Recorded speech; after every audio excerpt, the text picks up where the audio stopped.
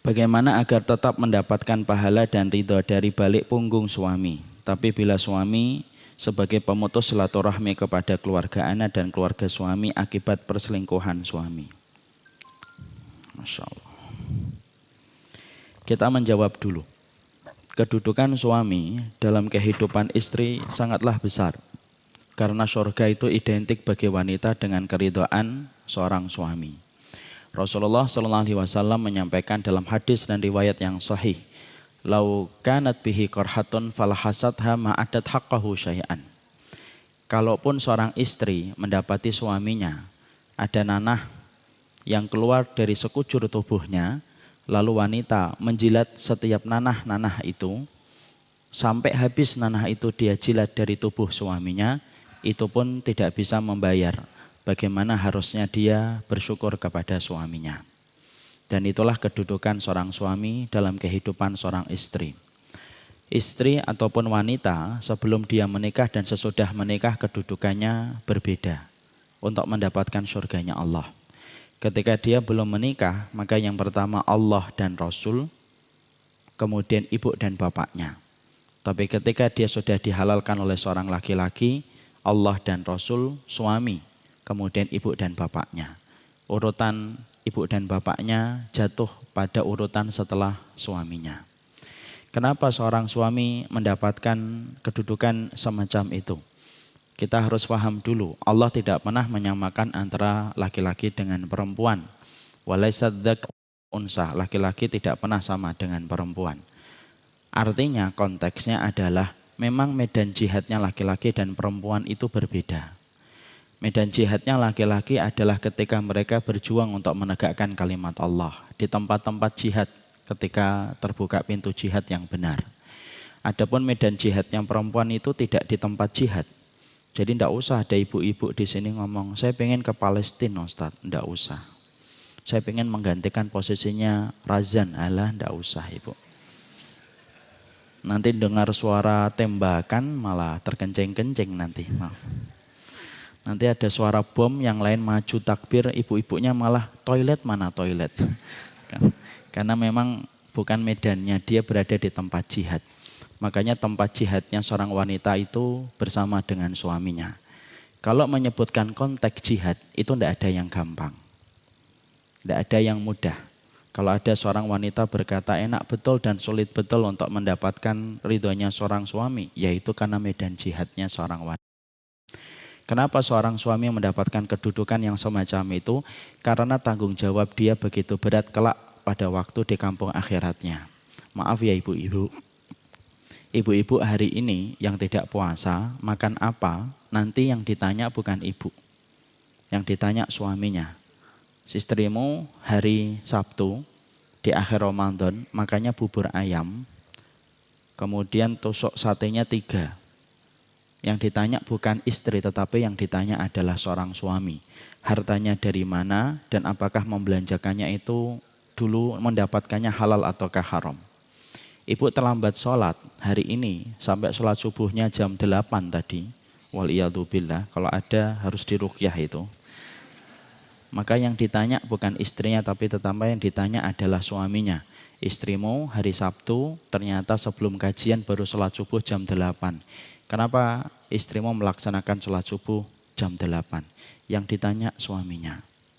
Makanya tanggung jawab seorang laki-laki menanggung dirinya sendiri saja begitu berat. Apalagi menanggung kehidupan ibu dan kehidupan anak-anak kelak pada waktu di hari kiamat. Sebelum hisab itu dibebankan kepada seorang wanita, hisabnya wanita separuhnya sudah ditanyakan Allah kepada suaminya dulu. Makanya itulah maksud dari apa yang disampaikan oleh Rasulullah, kullun mas'ulun an ra'iyatihi. Setiap orang itu bertanggung jawab terhadap apa yang dia harus memberikan tanggung jawab. Dan itu adalah kepada istri dan anak-anaknya. Hartanya nanti kemudian akan bertanggung jawab di hadapan Allah. Dan itulah beratnya seorang suami. Makanya ketika kita mengetahui beratnya seorang suami ketika dia menanggung beban-beban berat yang semacam itu, makanya sampai-sampai kita menjumpai syariat itu mendudukkan seorang laki-laki seakan-akan lebih tinggi, padahal tidak. Pada dasarnya itu sama, karena sesungguhnya Allah memberikan medan jihad bagi wanita, bahwasanya dibalik keridhaan seorang suami itu justru dia akan mendapatkan surga. Makanya kalau masih ada yang ingat, saya menyampaikan, seorang istri ketika dia berbuat baik kepada suaminya, karena dia menunggu kebaikan suaminya, pasti akan kecewa, karena suaminya bukanlah malaikat yang tidak pernah berbuat salah. Tapi seorang istri ketika dia berbuat baik kepada suaminya, karena dia tahu di balik punggung suaminya itu ada surga, pasti dia akan istiqomah melakukan khidmah dia yang terbaik kepada suaminya, walaupun terkadang kebaikan dia tidak peroleh secara sempurna. Makanya memang harus bersabar, dan itu adalah medan jihadnya seorang wanita, dan yang menilai kebaikan ibu bukanlah suami. Karena suami mungkin lupa kebaikan ibu.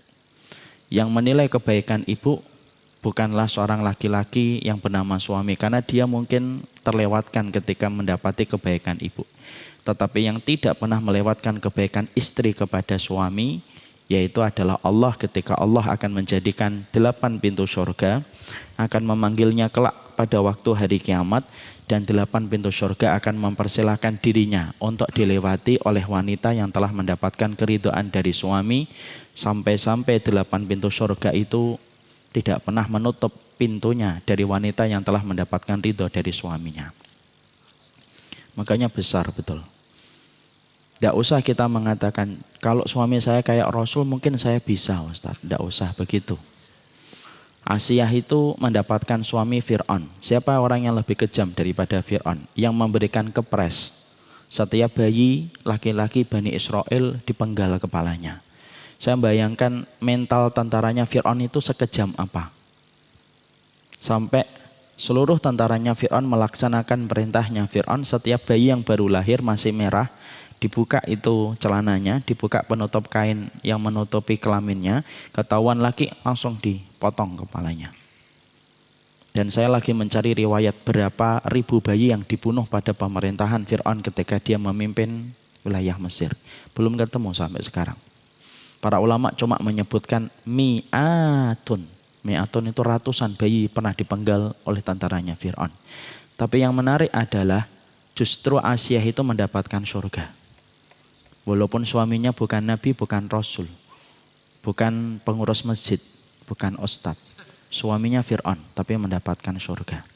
Karena banyak di antara wanita yang selalu berkata, lihat-lihat dulu dong suaminya. Tidak usah lihat suaminya. Adapun persoalan suaminya melakukan sesuatu itu tanggung jawab dia dengan Allah. Kalau ibu menyadari bahwasanya di balik keridhaan suami itu adalah surga, orang yang beramal karena surga tidak terpengaruh dengan kebaikan dan keburukan apa yang dia dapatkan.